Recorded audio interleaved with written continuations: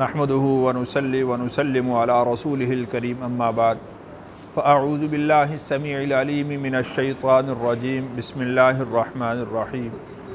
آج ہم سورۃ آل عمران کی آیت نمبر 164 پڑھیں گے۔ اس آیت میں اللہ تعالیٰ نے رسول اللہ صلی اللہ علیہ وسلم کے 4 اوصاف بیان فرمائے ہیں اور اہل ایمان پر اللہ تعالیٰ کا ایک بہت بڑا انعام اور احسان ہے، اس کو بیان کیا ہے۔ انعام اور احسان تو یہ ہے کہ اللہ تعالیٰ نے اہل ایمان میں سے ہی اللہ تعالیٰ نے رسول اللہ صلی اللہ علیہ وسلم کو مبعوث فرمایا اور فرمایا کہ لقد من اللہ علی المؤمنین، کہ اللہ تعالیٰ نے احسان کیا ہے ایمان والوں پر کہ انہی میں سے ایک رسول اٹھایا۔ تو دیکھیے کہ جس طرح قرآن مجید وہ سارے کے سارے عالم کے لیے ہدایت ہے، لیکن قرآن سے فائدہ اٹھانے والے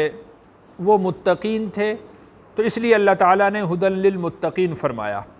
تو اسی طرح رسول اللہ صلی اللہ علیہ وسلم قرآن کی تعلیمات کی روشنی میں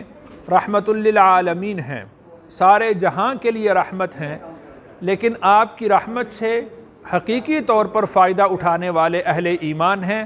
تو اس وجہ سے اللہ تعالیٰ نے ارشاد فرمایا کہ اللہ نے ایمان والوں پر انعام فرمایا، ایمان والوں پر احسان فرمایا۔ حالانکہ رسول اللہ صلی اللہ علیہ وسلم کی بعثت جس طرح اہل ایمان کے لیے باعث رحمت ہے، اسی طرح ساری انسانیت کے لیے، بھلے وہ ایمان والا ہو یا ایمان والا نہ ہو، ہر ایک کے لیے باعث رحمت ہے۔ یہ انسانوں سے ہٹ کر جانوروں کے لیے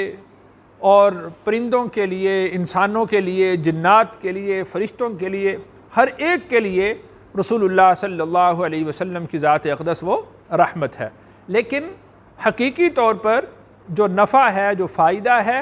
وہ چونکہ آخرت کی کامیابی ہے اور اس کا یہ اصل فائدہ اہل ایمان نے اٹھایا، تو اس وجہ سے اللہ تعالیٰ نے ارشاد فرمایا کہ اللہ تعالیٰ نے یہ اہل ایمان پر انعام فرمایا، احسان فرمایا۔ ترجمہ دیکھیے، لقد، البتہ تحقیق، من اللہ، احسان کیا اللہ نے، علی المؤمنین، ایمان والوں پر، اذ، جب، بعث، اٹھایا، فیہم، ان میں، رسولاً، ایک رسول، من انفسہم، انہی میں سے۔ تو اللہ تعالیٰ نے ارشاد فرمایا کہ اللہ تعالیٰ نے انہی میں سے ایک رسول کو اٹھایا، یعنی انسانوں کی جنس میں سے ہی اللہ تعالیٰ نے ایک رسول کو مبعوث فرمایا۔ اس لیے کہ اگر اللہ تعالیٰ جنات میں سے کسی کو رسول بناتے، فرشتوں میں سے کسی کو رسول بناتے، تو اس سے استفادہ ممکن نہ ہوتا۔ ہر وقت اس سے فائدہ اٹھانا، ہر وقت اس کی مجلس میں بیٹھنا، ان سے بات چیت کرنا، ان سے گفتگو کرنا اور ان کو اپنے مسائل بیان کرنا اور ان کو بطور نمونہ کے لینا، یہ ممکن نہ ہوتا۔ انسان یہ کہتے وہ تو فرشتہ ہے، نہ اس کو کھانے کی ضرورت، نہ پینے کی ضرورت، نہ میاں بیوی، نہ بچے، نہ عزیز و اقارب، نہ اور کوئی رشتہ دار، وہ تو یہ کام کر سکتا ہے، وہ یہ عبادت کر سکتا ہے۔ ہمارے تو جو ہے وہ بچے بھی ہیں، ہمارے اعزہ و اقارب بھی ہیں، ہماری تجارت بھی ہے، ہمیں تو گرمی سردی بھی لگتی ہے، ہمیں تو بھوک پیاس بھی لگتی ہے، ہم کیسے اتباع کریں؟ تو اس وجہ سے اللہ تعالیٰ نے انہی میں سے، انہی کی جنس میں سے ایک رسول بنایا، ایک رسول مبعوث کیا کہ جس کو سردی گرمی کا احساس بھی ہے، جس کے بیوی بچے بھی ہیں، جس کے اعزہ و اقارب بھی ہیں، جس کو بھوک پیاس بھی لگتی ہے، جس کو بازار کی ضرورت بھی پیش آتی ہے، تو تاکہ تم اس کو کامل طور پر نمونہ بنا سکو۔ اور دیکھیے کہ جنات اور فرشتے نظر نہیں آتے، اگر کوئی مسئلہ درپیش ہوتا، کوئی بات پوچھنا ہوتی، تو وہ معلوم ہی نہ ہوتا کہ پیغمبر کہاں پر ہے۔ اللہ تعالیٰ نے 7ویں پارے میں ارشاد فرمایا کہ اگر اللہ کسی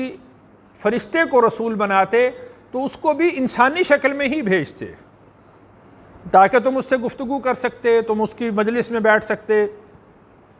ان کے سامنے اپنے مسائل کو بیان کر سکتے۔ تو پھر وہی سوال باقی رہ جاتا کہ اللہ نے فرشتہ کیوں نہیں بنایا رسول؟ تو اس وجہ سے اللہ تعالیٰ نے اذ بعث فیہم رسولا، جب اٹھایا انہی میں سے ایک رسول، من انفسہم، انہی کی جنس میں سے، یتلو، وہ تلاوت کرتا ہے، علیہم، ان پر، آیاتہ، اس کی آیات، وَيُزَكِّيهِمْ، اور پاک کرتا ہے ان کو، وَيُعَلِّمُهُمُ الْكِتَابَ، اور سکھاتا ہے ان کو کتاب، والحکمہ، اور گہری باتیں یا دانائی کی باتیں، وَإِنْ كَانُوا، اور وہ تو تھے، من قبل، اس سے پہلے، لفی ضلال مبین، سری گمراہی میں۔ تو اس آیت میں، آیت کے اس حصہ میں اللہ تعالیٰ نے رسول اللہ صلی اللہ علیہ وسلم کے 4 منصب بیان کیے ہیں۔ رسول اللہ صلی اللہ علیہ وسلم کے 4 منصب یہ ہیں کہ اللہ کی آیات کی تلاوت کرنا، اور چونکہ وہ لوگ اہل عرب تھے تو تلاوت سے ہی بہت سارے معانی اور مفہوم وہ سمجھ جاتے تھے۔ دوسرے نمبر پر ان کو ظاہری اور باطنی طور پر ہر طرح کی آلائشوں سے پاک کر دینا۔ ظاہری طور پر جس طرح شرک ہے اور کفر ہے، اور باطنی طور پر جو حسد ہے، کینہ ہے، بغض ہے، دنیا کی محبت ہے، آپس کی نفرت ہے، تو ان سے ان کو پاک کر دینا، اور کتاب اللہ کی تعلیم دینا، کتاب اللہ کے احکامات کو سمجھانا۔ بسا اوقات کچھ احکامات ایسے تھے جو ظاہری الفاظ سے سمجھ میں نہیں آتے تھے، تو صحابہ کرام رسول اللہ صلی اللہ علیہ وسلم کی مجلس میں حاضر ہوتے، آپ سے پوچھتے کہ ان آیات کا مفہوم کیا ہے، ان آیات کے معانی کیا ہیں، ان کا مصداق کیا ہے، تو رسول اللہ صلی اللہ علیہ وسلم ان کو تعلیم کرتے۔ والحکمہ، اور گہری باتیں، دانائی کی باتیں، جو قرآن کے اسرار اور رموز ہیں، صراحتاً یا اشارتاً رسول اللہ صلی اللہ علیہ وسلم ان کی تعلیم دیا کرتے تھے۔ تو یہاں پر یہ دیکھیے کہ پہلا جو منصب ہے، یتلو علیہم آیاتہ، قرآن کی آیات کی تلاوت کرنا۔ تو لہٰذا وہ لوگ جو یہ بات کہتے ہیں کہ قرآن کو طوطے کی طرح پڑھنے سے کیا فائدہ، قرآن کو رٹنے سے کیا فائدہ، رسول اللہ صلی اللہ علیہ وسلم کے بعثت کے مقاصد میں سے ایک مقصد یہ ہے کہ قرآن مجید کی آیات کی تلاوت کرنا۔ تو قرآن مجید کی آیات کی تلاوت یہ بذات خود ایک مقصد ہے، اور اس کو سمجھنا، اس کے معانی کو سمجھنا، اس کے مفہوم کو سمجھنا، اس کے اسرار اور رموز کو سمجھنا، وہ الگ سے مقاصد بیان کیے گئے ہیں۔ تو لہٰذا قرآن مجید کی تلاوت وہ کسی صورت میں بے فائدہ نہیں،